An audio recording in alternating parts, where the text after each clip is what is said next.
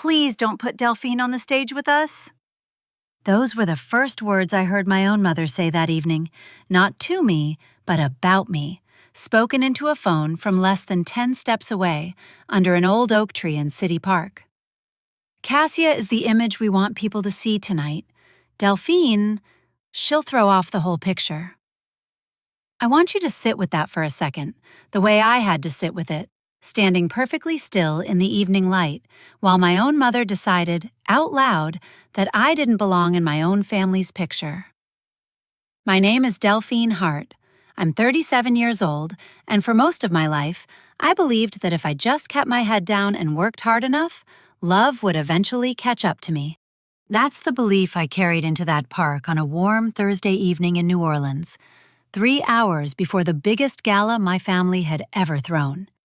I didn't go looking for that phone call. It found me, the way the truth always finds you, right when you've stopped bracing for it. But here's the thing. Nobody in my family knew standing in that park that evening. The thing that would turn their whole night upside down before it even started. And in a moment, I'll tell you exactly what that thing was. Before we get into it, though, I want you to sit with me a while longer under that oak tree. Because a woman doesn't get erased in one phone call.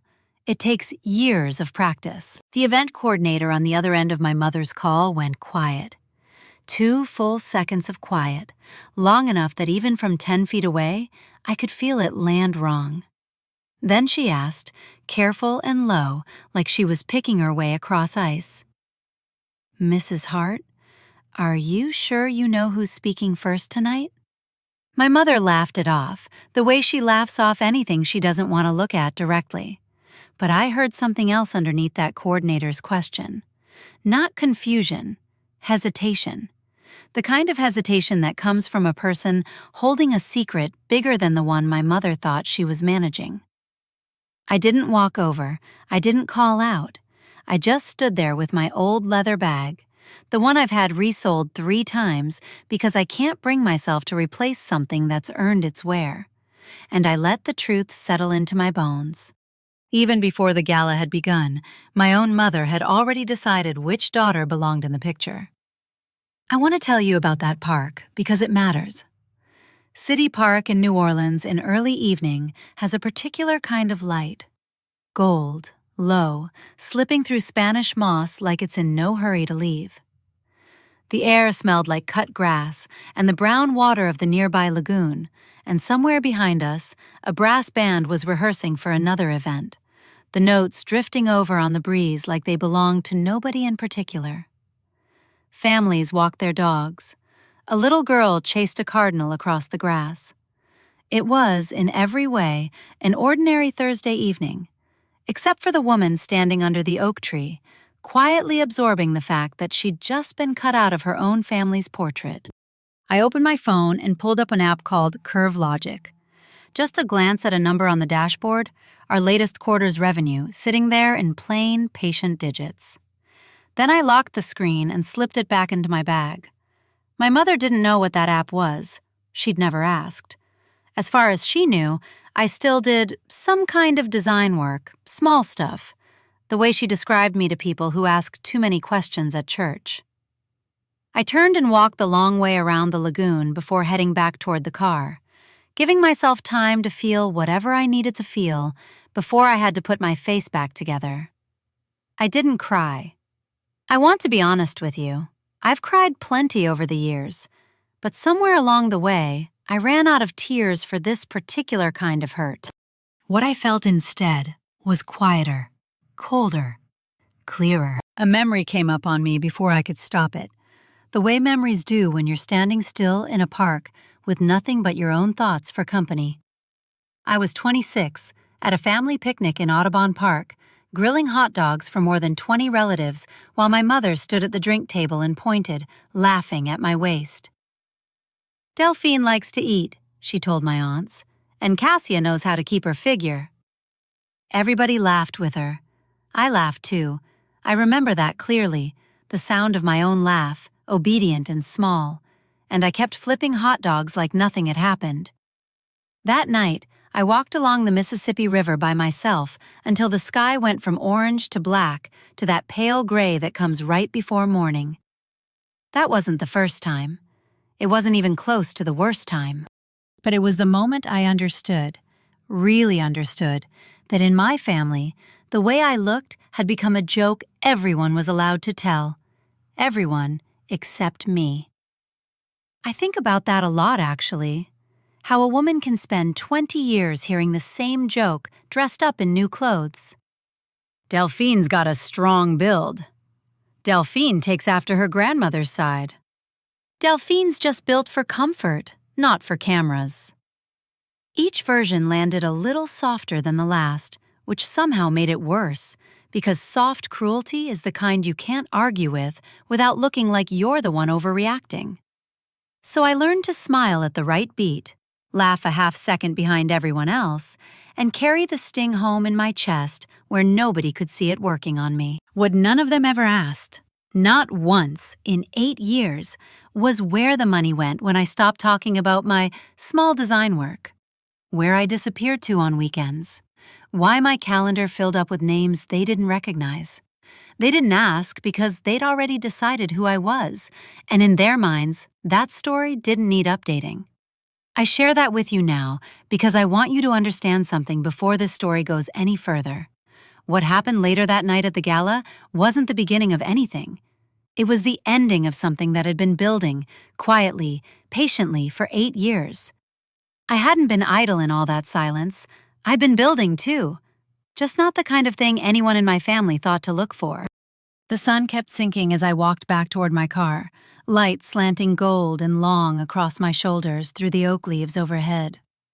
My bag felt heavier than usual against my hip, though nothing inside it had changed. Maybe it was just the weight of finally deciding something. If they didn't want me in the picture, I thought, then tonight I'd stand somewhere they couldn't crop me out of. I didn't know yet exactly how that would happen, but I knew, with a calm that surprised even me, that by the time that gala ended, my family would never again get to decide which daughter belonged on the stage. What none of them realized, not my mother, not my father, not my sister getting her hair curled at that very moment 3 miles away, was that the event coordinator's hesitant question on the phone had a very simple answer. And when they found it out, in front of everyone they'd ever tried to impress, it would change the shape of our family for good. If you've ever been the one your own family decided didn't fit the picture, stay with me, because what happened 3 days later would prove them wrong in a way none of us saw coming. 3 days before the gala, the whole family gathered in the backyard of the house on Magazine Street, the one my father bought back when $1 still went somewhere in this city. The New Orleans heat sat heavy that afternoon, thick enough to soak through the back of your shirt in 20 minutes. But nobody said a word about it. In my family, you learn early which discomforts are allowed to be spoken out loud and which ones you're just supposed to carry. My mother found me by the drink table, ice melting fast in a pitcher of sweet tea, and adjusted my collar without asking permission first. "Wear something dark and stand toward the back tonight, baby," she said, like she was reminding me to bring an umbrella. "This evening belongs to your father and Cassia." I didn't answer right away. Behind her, my father was already working the yard, shaking hands with 2 guests who'd arrived early. "This is the most successful child I've got," I heard him say, guiding them toward my sister with a hand on her shoulder. "Corporate attorney, just got nominated for Rising Star." He didn't glance my way once, not even out of habit. I stood there holding a glass of tea I wasn't drinking, and for a second, the old porch swing behind me creaked the same tired creak it's been creaking since before I was born. That thing has outlasted 2 hurricanes and every argument this family has ever had on this porch, and it just keeps swinging like it's got nowhere else to be. I used to find that funny. That evening, I mostly found it familiar. Cassia caught my elbow near the fence, out of earshot from the rest of the yard. "Are you doing okay?" she asked, low, and I want to be fair to her. The worry in her voice was real, but her eyes wouldn't quite land on mine. They kept sliding toward the house, toward our mother, checking to see who might be watching us talk. "Go on and get up there with the guests," I told her. "You don't need to worry about me." She hesitated a second longer than I expected, like she wanted to say something else, and then she went. That was the first time in a long while I noticed my sister carrying a weight of her own, the particular exhaustion of being somebody's favorite thing to show off. I filed that thought away. I didn't have room for it yet. My father moved through the yard the way he always does at these gatherings, cologne trailing behind him like a signature, shaking hands and repeating the same 3 facts about Cassia to anyone who'd stand still long enough to hear them. He's generous with strangers, my father, writes checks to the community center without blinking, remembers every usher's birthday at church. It's only with his own daughters that his generosity gets particular about who deserves it. I watched him laugh at something one of the guests said, head thrown back, easy and warm, and I thought about how many times I'd wished, as a girl, that laugh would turn my direction and just stay there a minute. It never occurred to me to be angry about it that evening. Anger takes a kind of energy I'd stopped spending on my family years ago. What I felt instead was closer to arithmetic, a quiet tallying of exactly how many more times I was willing to let this happen before I did something about it. My phone buzzed against my hip. A message from a partner at a firm in New York, the kind of firm whose name alone opens doors. "We'll be at City Park tonight. Very much looking forward to meeting you in person, Delphine."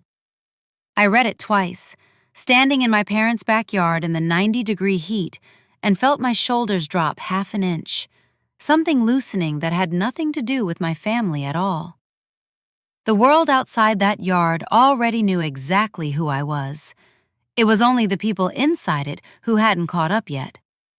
My mother found out later that afternoon that I'd bought a seat at the head table, instead of accepting the folding chair she'd penciled me in for at the side.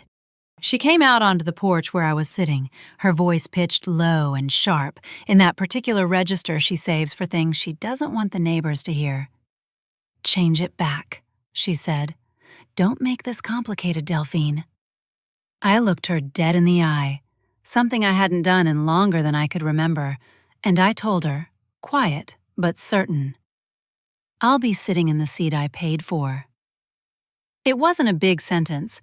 I didn't raise my voice, but it was the first time in my entire adult life I had told my mother no in front of anyone who might overhear it, and I watched it land on her face like she couldn't quite place what had just happened. The porch swing creaked once behind me, like even the house was surprised.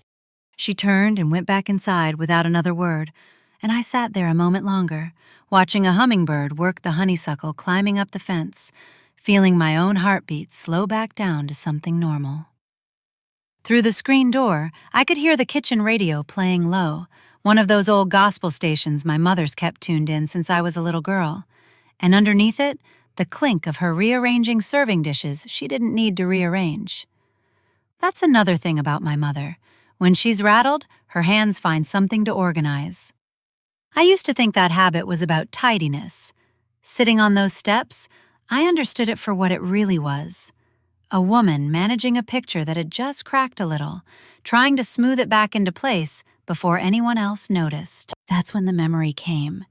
The one I'd kept folded up and put away for almost 8 years. Cassia had needed tuition money for law school, a specific number, the kind of number that makes a young woman's stomach drop when she sees it printed on an acceptance letter. I had, at that time, just finished my very first product design, the one that had a boutique firm offering to license the rights outright.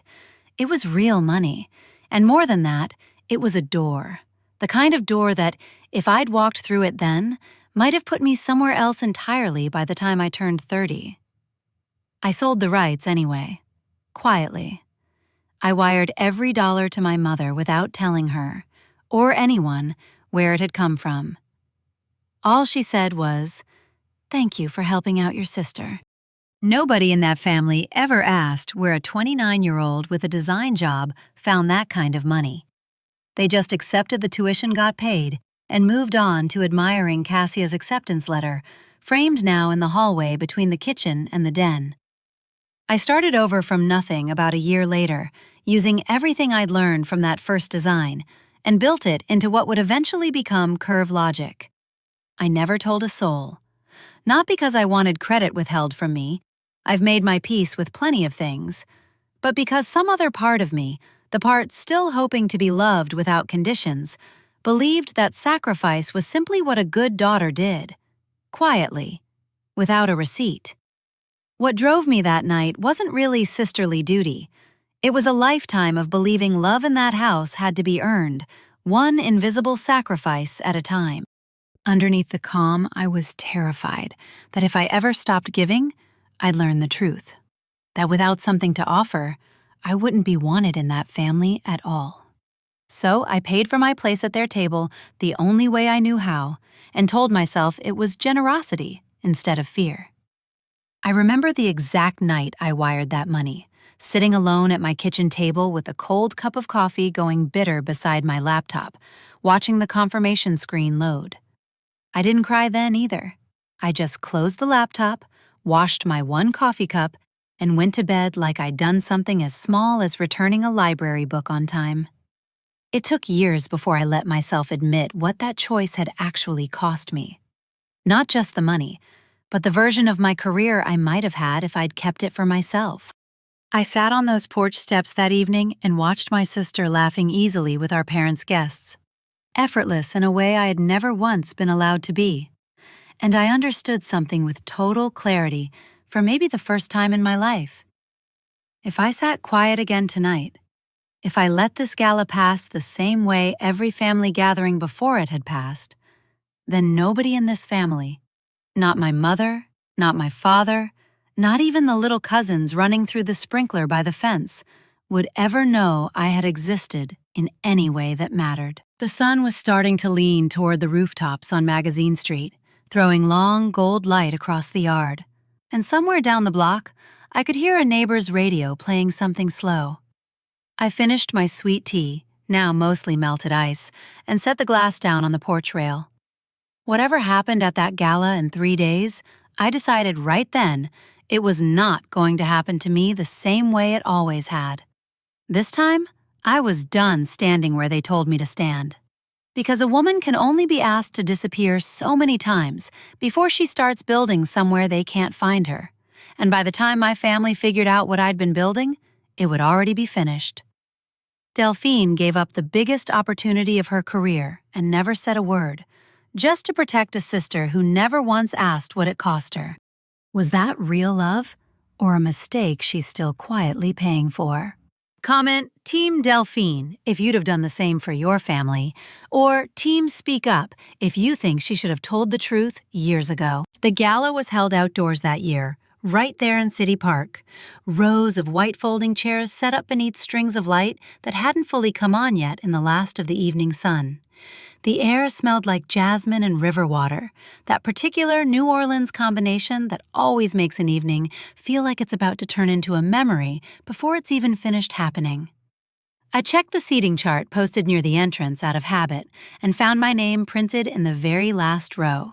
Not the head table I'd paid for, and told my mother I wouldn't give up. She'd had it changed anyway, sometime in the 3 days since our conversation on the porch, without a word to me about it. I could have made it a scene. 3 days earlier, I might have. But I'd already decided this gala wasn't going to be won or lost over a chair. And some part of me, the part that had learned patience the hard way, understood that letting her have this one small victory would only make what came later land harder. So I walked to my row and sat down without a word. My mother found me there a few minutes later and patted my arm like nothing between us needed explaining. "It'll be easier for you to slip out if you need to," she said. I didn't answer. I'd already said everything I needed to say to her on that porch. Behind the temporary stage, I could see my sister waiting in the wings, a folded speech in her hand, the one she'd written to introduce our father before he accepted his award. She kept smoothing the paper flat with her thumb, over and over, a habit she's had since she was a girl cramming for exams at the kitchen table. I sat with my hands folded in my lap, watching the stage from exactly the distance my mother had chosen for me, and for a moment, I let myself simply breathe it in. The lights, the low hum of conversation, the sound of a brass quartet warming up somewhere near the entrance. Whatever was coming, I wanted to remember what it felt like right before it started. That's when I saw them. A small group of people in dark, well-cut suits moving through the rows with the particular unhurried confidence of people who never have to wonder if a room will make space for them. I recognized two faces immediately. CEOs, whose names show up in the kind of business coverage most people scroll past.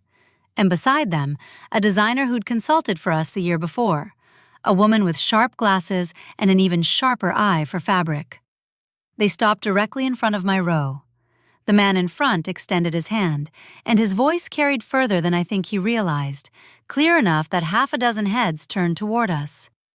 Delphine Hart, Curve Logic. We just read about your Series B round. It's genuinely an honor to meet you in person tonight. I want you to understand what that sentence did to the air around me. It wasn't loud. It wasn't dramatic, but it landed in that quiet park like a stone dropped into still water, and the ripples went out farther than anyone standing there could have predicted. For 8 years, I had been a private fact. A number on a spreadsheet nobody in my family had ever asked to see. A name on a company registration my mother had never once typed into a search bar. And in one sentence, spoken by a stranger who had no idea what he was disturbing, that private fact became something my entire family would now have to witness in real time, under string lights, in front of everyone they had ever wanted to impress. I shook his hand and thanked him, keeping my voice as even and unremarkable as I could manage. I didn't want the moment to become a scene. Not yet.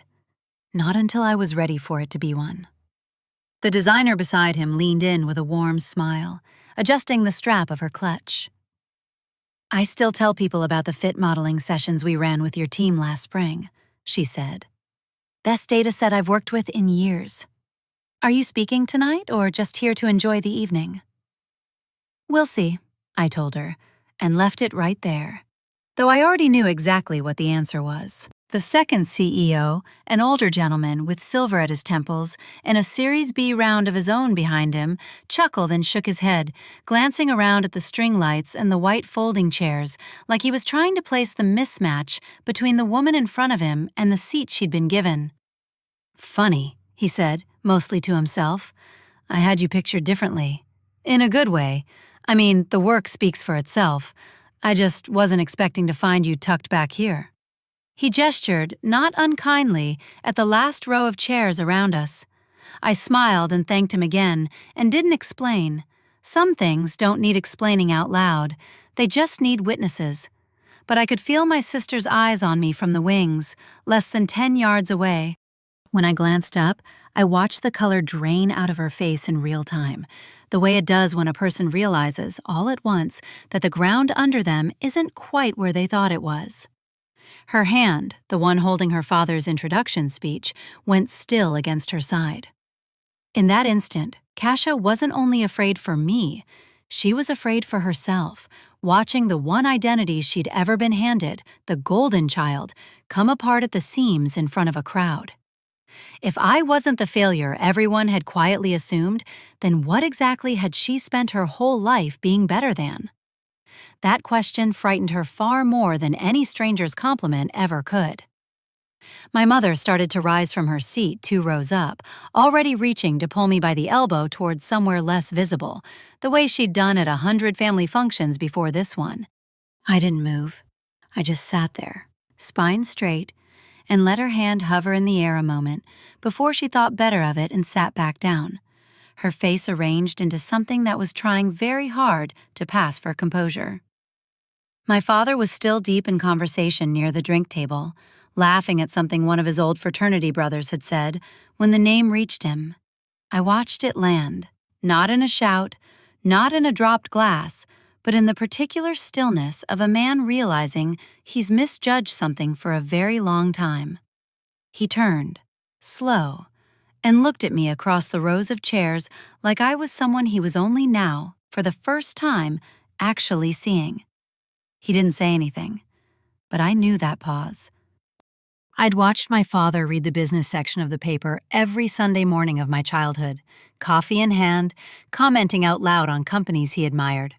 I would have bet everything I owned that he had read about curve logic before, praised it even to some friend over lunch, without the smallest idea that the woman behind it had grown up eating breakfast across the table from him. I thought about the Sunday 2 years back when he'd actually read a piece about us out loud at the breakfast table, tapping the page with his finger. "Now this is smart," he'd said. "A company finally building clothes that fit real women instead of hangers." My mother had nodded along, buttering her toast.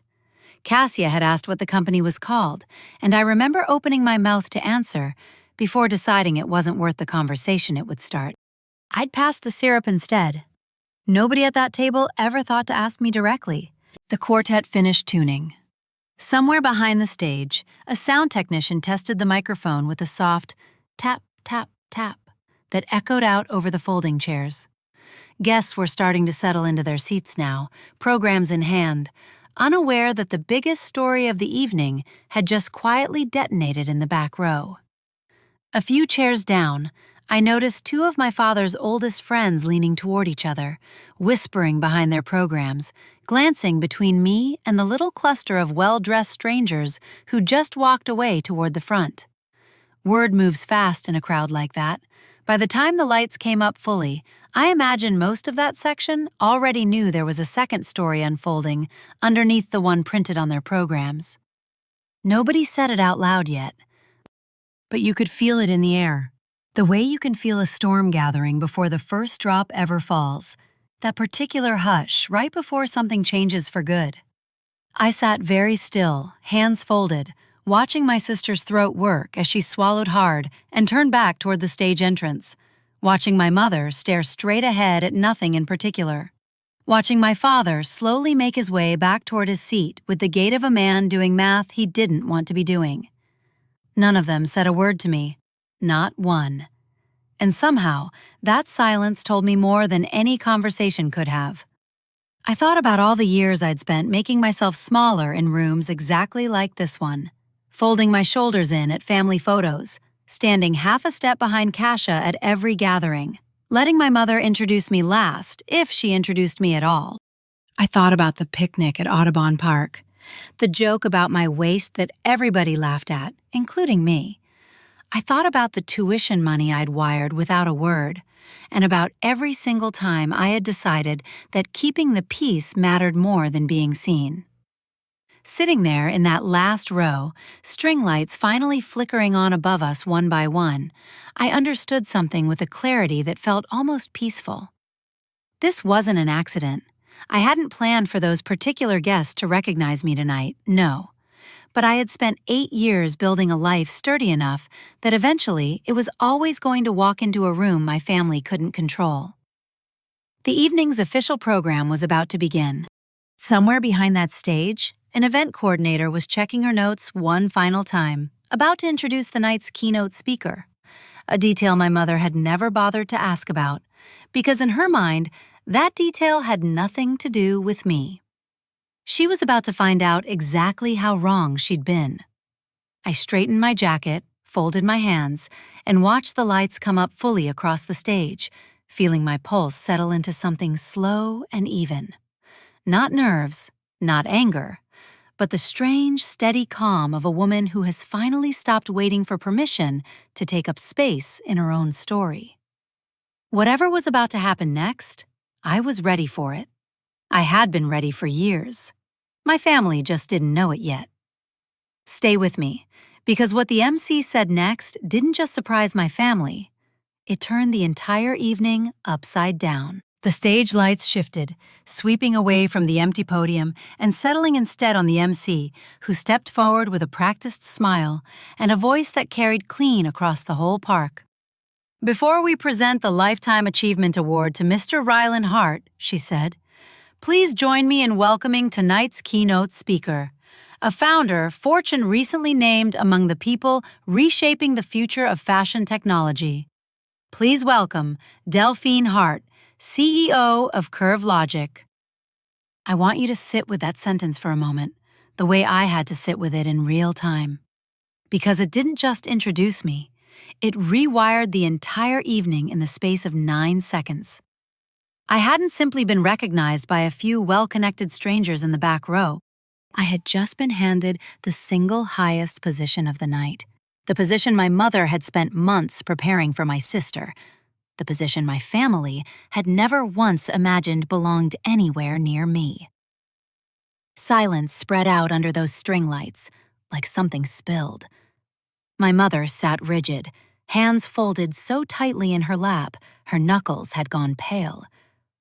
Off in the wings, I saw my sister take a step backward into the shadow of the tent pole, like she needed something solid to lean against, the folded introduction speech for our father crumpling slightly in her fist. I stood up from the last row. I didn't look at my mother. I didn't look at my sister. I walked the length of that aisle, slowly, deliberately, giving the whole park, every guest, every folding chair, every person who had ever heard my mother describe me as the one who'd throw off the picture, enough time to understand exactly who was walking toward that microphone.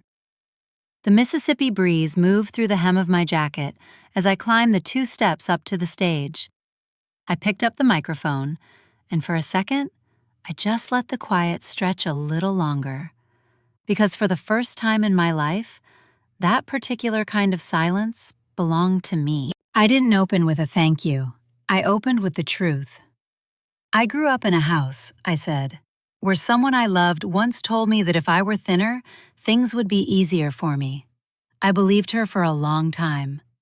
I spent years trying to shrink myself into a shape that might finally earn me a seat at the front of the room instead of the back. I could feel the crowd lean in, the way people do when they sense a story is about to become real instead of polite. It took me a long time to understand that the body I was ashamed of was the same body that had carried me through 14-hour workdays, through years of building something out of nothing, through every single moment nobody in my family thought to ask me about. I stopped waiting for someone to tell me I'd earned the right to take up space. I decided that a long time ago, and I've been building ever since. I paused, and in that pause, I made a decision I hadn't planned to make until I was standing right there under those lights. I decided to say the part I'd never told a single soul in my family. A few years ago, I continued, I was invited to speak at a technology conference in Austin. It was the kind of opportunity that could have changed the direction of my whole career. 2 days before I was set to fly out, I got a call telling me my father needed a ride to a community event and that the family needed me here instead. So I canceled my flight. I gave up my seat at that conference without a second thought, because at the time, I still believed my family needed my sacrifice more than they needed my success. I found out much later that the event I drove my father to that weekend was actually arranged to introduce my sister to a room full of potential sponsors. I never said a word about it, not because I was weak, because I still believed, back then, that disappearing quietly was simply what a good daughter did. Somewhere in the crowd, I heard a single sharp intake of breath. I didn't look to see whose it was. I didn't need to. I let the silence hold a beat longer before I went on, because I wasn't finished yet. I'm not telling you that story tonight to embarrass anyone, I said. I'm telling you because I think a lot of us in this park have canceled our own flights for somebody else's sake at least once in our lives. Maybe you gave up a promotion because your family needed you home. Maybe you stayed quiet at a table where you deserve to be heard first. I'm not here to tell you that sacrifice is wrong.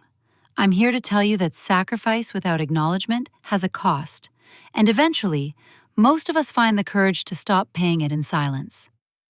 I glanced out over the folding chairs at faces I recognized and dozens more I didn't.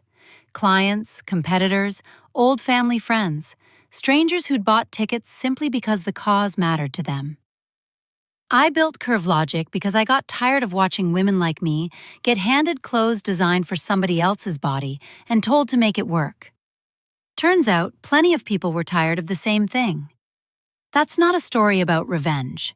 That's just a story about paying attention to what nobody else was building. A ripple of applause moved through the crowd, tentative at first, then steadier, and I let it carry for a moment before I raised a hand, gently, to bring the yard back to quiet. There was one more thing I needed to say, and I wanted every word of it heard clearly. I finished my remarks a few minutes later, something about building companies that make room for real women, about the years it takes to stop apologizing for the space you occupy. And as I stepped back from the podium, the MC returned to the microphone with a look on her face like she knew exactly what she was about to detonate next. "Before we move to tonight's award," she said, "the board would like to share something the Hart family may not yet know. This year's gala was made possible by an anonymous lead sponsor whose contribution funded nearly the entire evening. That sponsor is Curve Logic." She paused, letting the applause rise and settle before she continued. "And it was Ms. Hart 10 months ago who personally submitted the nomination for tonight's Lifetime Achievement Award for her father, Rylan Hart." I heard the exact moment the entire yard understood what that meant. It wasn't a gasp exactly. It was quieter than that, and somehow bigger. The sound of hundreds of people recalculating a story they thought they already knew. My mother had spent the whole afternoon trying to keep me off that stage, and months before that afternoon, without telling a soul, I had already been the reason my father was standing on it at all. I found my mother's eyes from the podium just for a second. She wasn't composed anymore. Whatever careful arrangement she kept on her face for company had slipped, and underneath it was something raw. Not quite shame, not yet, but the beginning of it, the way a crack begins before the whole structure understands it's about to come apart.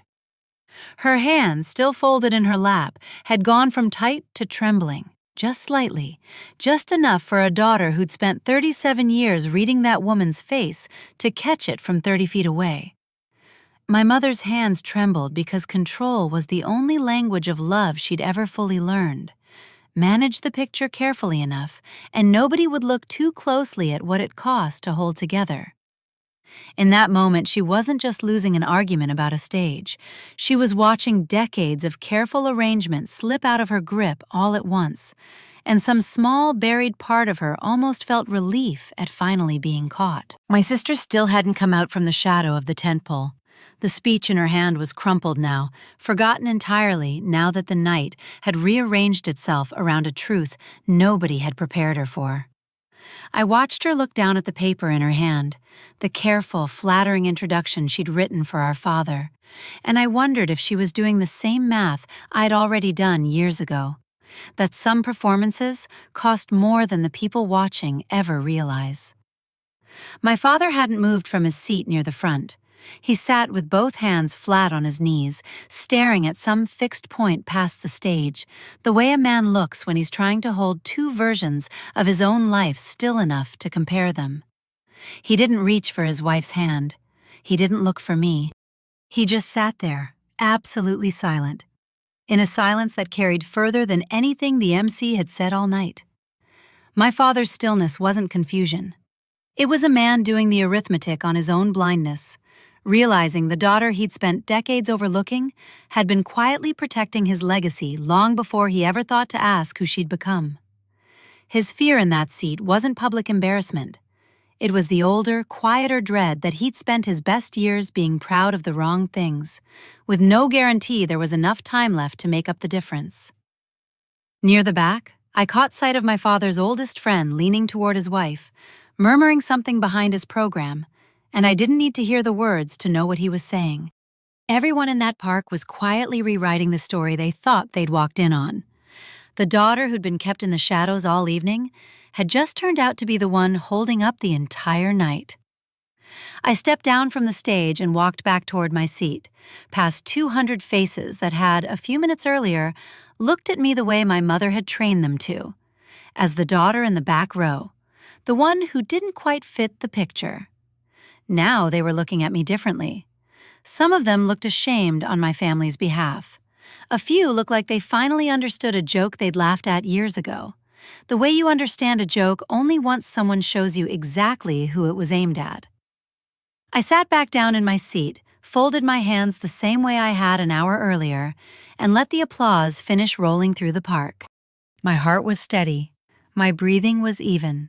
For 8 years, I had built something my family never thought to look for, in silence, without asking anyone's permission.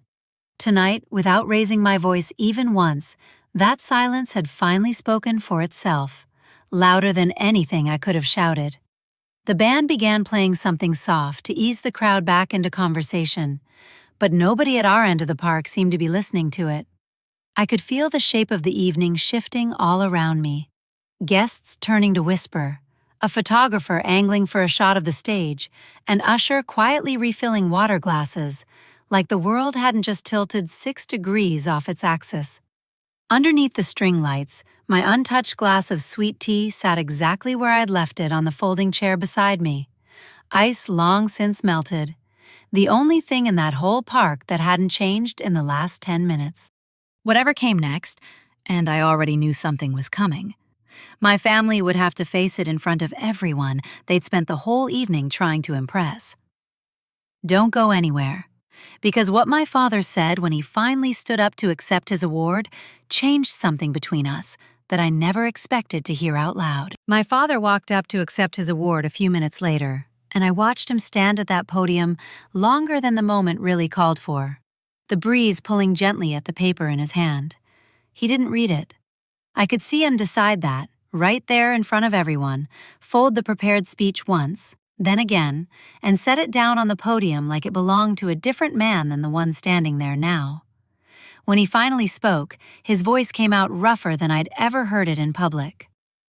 I spent too many years being proud of the child who was easy to introduce to the world, he said, and too few years paying attention to the one who was quietly changing it, in ways I didn't understand yet. I felt that sentence land somewhere deep in my chest, the way you feel a word you've been waiting your whole life to hear, even after you've stopped consciously waiting for it. He looked out at the rows of chairs, found me near the back, and held my eyes for a long moment before he added something else, something quieter, something that wasn't meant to carry the way the rest of his speech had. I'm sorry. I let your mother decide the family picture for far too long. It wasn't a large sentence, it didn't need to be, but it was the first time in my entire life my father had apologized to me in front of anyone at all, rather than in the careful privacy of a closed door where nobody else would ever have to know it happened. I watched my sister, standing just off to the side of the stage, lower her head at those words, like they had reached somewhere in her too.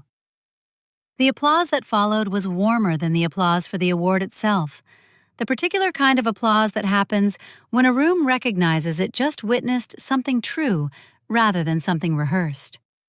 My father stepped down from the stage holding his award loosely, almost like he'd forgotten it was in his hand.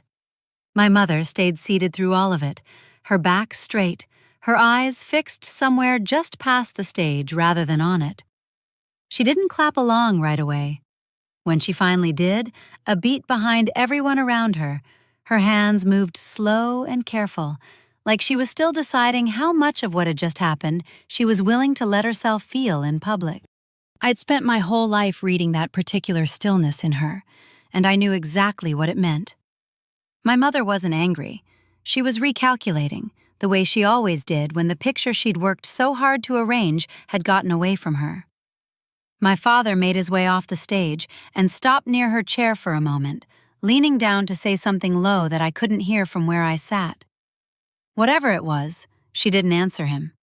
She just looked down at her hands folded in her lap, and for the first time all evening, she looked less like a woman managing a room and more like a woman who'd simply run out of things to arrange. I found my sister a little while later, once the ceremony paused for guests to mingle before dinner service began. She was standing beneath the same oak tree where I'd overheard my mother's phone call earlier that evening. I don't think either of us planned that. Some places just know how to hold a conversation that needs finishing. She didn't cry when she saw me, though I could tell she'd been close to it backstage. She just stood there, both hands wrapped tightly around each other in front of her, and said, quiet enough that the crowd noise nearly swallowed it, "I'm tired too, Delphine." I don't know how to stop being the one who has to be perfect. I hadn't expected that. Not there, not that plainly. Nobody ever told me I was allowed to be tired, she went on. I used to watch how they talk to you and think, at least nobody expects anything from her. And then I hated myself for thinking that, because I knew exactly what it was costing you. I just didn't know how to say anything without losing what I had. I didn't rush to fill the quiet that followed. I let it sit there between us, the way I'd learned to let a lot of things sit over the years, instead of rushing to smooth them over for everyone else's comfort. I spent 8 years thinking you had it easy, I finally said.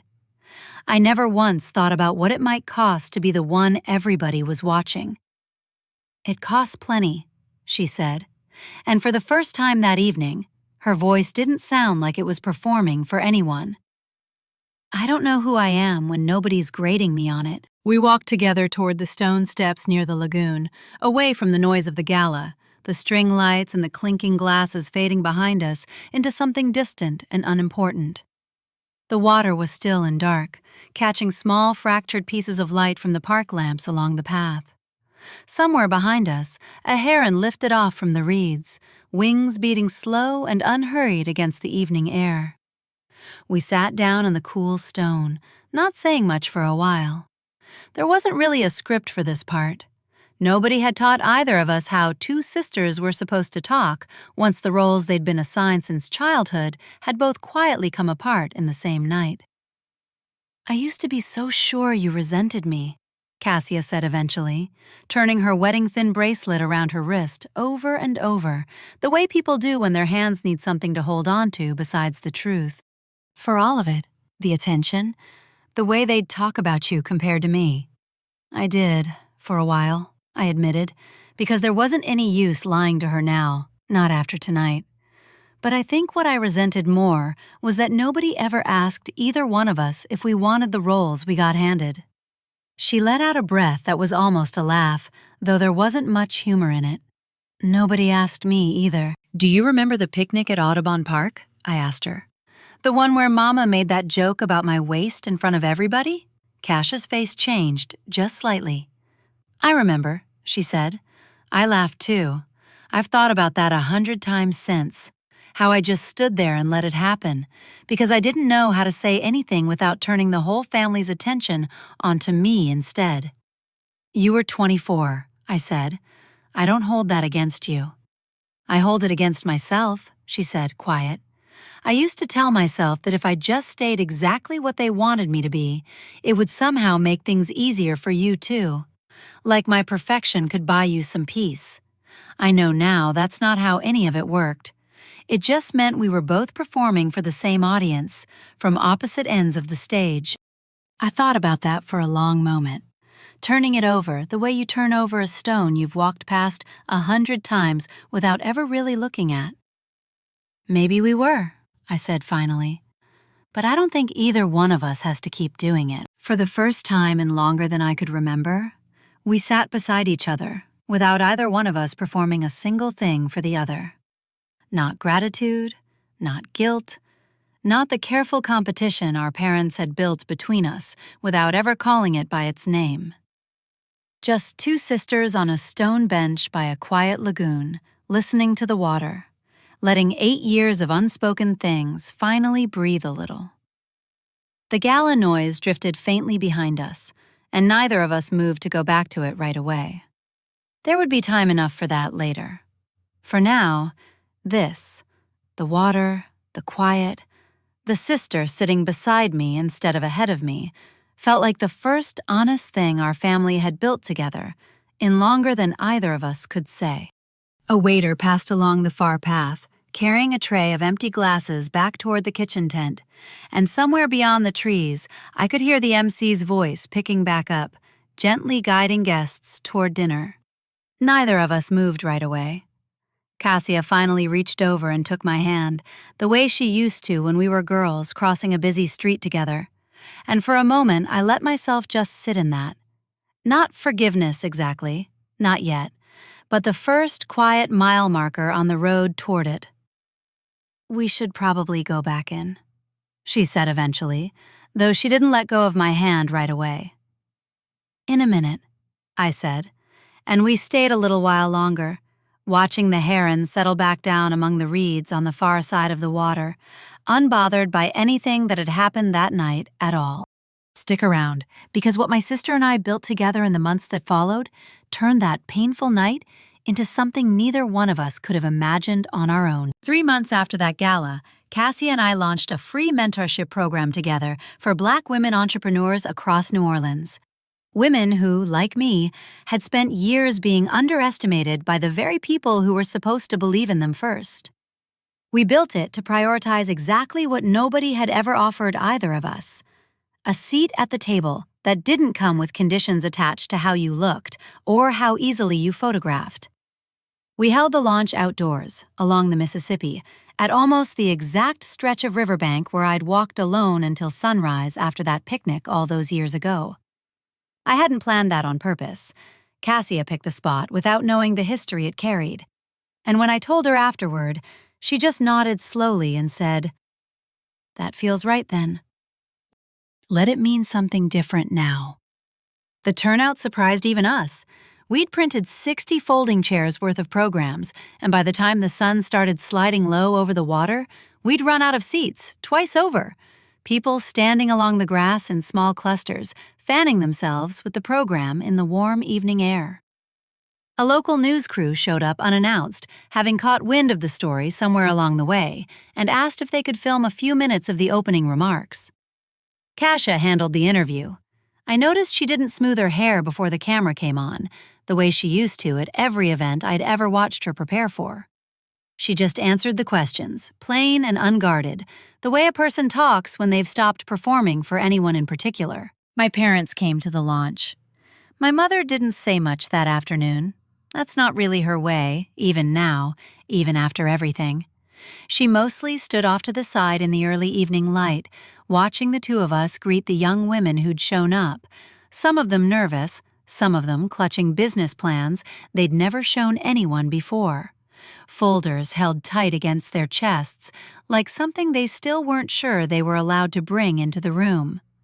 At one point, I watched her reach up and adjust her own collar, smoothing it flat with 2 fingers, the way she used to do for Cassia at every family event we'd ever attended. It was a small thing. Most people in that crowd wouldn't have noticed it at all. But I noticed, because I'd spent 37 years watching my mother fix everyone else's presentation before her own, and this was the first time I'd ever seen her fix only her own. I don't know if my mother and I will ever have the kind of relationship where these things get said out loud between us. Some habits take longer to unlearn than others, and I've made my peace with that. But I saw that gesture, small as it was, and I let myself believe it meant she was starting to look somewhere she'd never bothered looking before. Inward, instead of just outward at the picture she'd spent a lifetime arranging. I found Cassia near the registration table a little while later, laughing with one of our first mentees about something I hadn't caught the beginning of. I smiled at her from across the grass, and it wasn't the smile I used to give people at family functions, the one that made myself smaller, the one built to smooth things over. It was just a smile, plain and real, the kind you give someone you're actually glad to be standing near. She smiled back, and it wasn't her practiced smile either, the one she'd worn like a uniform at every gala and every family photo since she was old enough to pose for one. It was tired around the edges and a little uncertain, but it was hers, fully hers, for maybe the first time in a long while. My father stood near the back of the crowd for most of the evening, hands in his pockets, listening more than he talked. A posture I wasn't used to seeing on him. At one point, I caught him telling one of the young mentees, a woman about my age, who'd just launched a small skincare line out of her kitchen, that he'd read an article about a company like hers just last week and thought it was smart. He said it plainly, no performance behind it. And I found myself thinking that maybe some habits do have room to shift, slowly, given enough seasons to work with. We walked together along the river afterward, once most of the guests had gone, the city lights just beginning to flicker on behind us across the water. The breeze off the Mississippi carried that same familiar smell it always had. Brown water and cut grass, and something underneath it that felt, for the first time in a long time, like relief instead of memory. Neither of us looked back toward the lights. We didn't need to. We weren't walking away from anything that evening. We were simply walking forward, together, towards something neither one of us had to prove to anybody else. This story reminds us that the people we spend a lifetime being proud of aren't always the ones quietly holding the family together. Love that only shows up for the camera-ready version of a person was never really love to begin with. It was management, dressed up in kinder words. If you recognize yourself in Delphine, the one who's always given more than anyone noticed, here's something practical for this week. The next time your family leaves you out of a plan or a photograph, don't let it pass with a smile. Say it out loud, plainly, the way you'd mention the coffee's gone cold. I noticed I wasn't included, and I'd like to be. One sentence, spoken once, can undo years of silence. If you're more like Oriana or Rylan, the parent who spent decades favoring the child who was easiest to show off, call your other child this week. Ask one real question you don't already know the answer to, and just listen, without filling the quiet with advice. If old hurts keep surfacing at strange hours, over the dishes, waiting in a doctor's office chair, keep a small notebook by the coffee pot. When a memory rises, write down just the fact of it, a sentence or two, nothing more. Setting it on paper instead of carrying it in your chest genuinely lightens the load, even when nothing else about the situation has changed yet. And if you've spent years being someone else's proof instead of their equal, practice saying no to one small request this month. Just one. And notice that the house doesn't fall down when you do. Neither does the love that was real to begin with. Because in the end, the truest kind of vindication was never about anybody else finally seeing you clearly. It was about learning to stand in your own shape, fully and without apology, long before anyone else in the room caught up to what you already knew about yourself. Human writers poured their heart into these stories to expose injustice and honor real humanity. AI served only as a technical supporter, refining expression so the valuable lessons of equality, humility, and hope in everyday family life could inspire millions.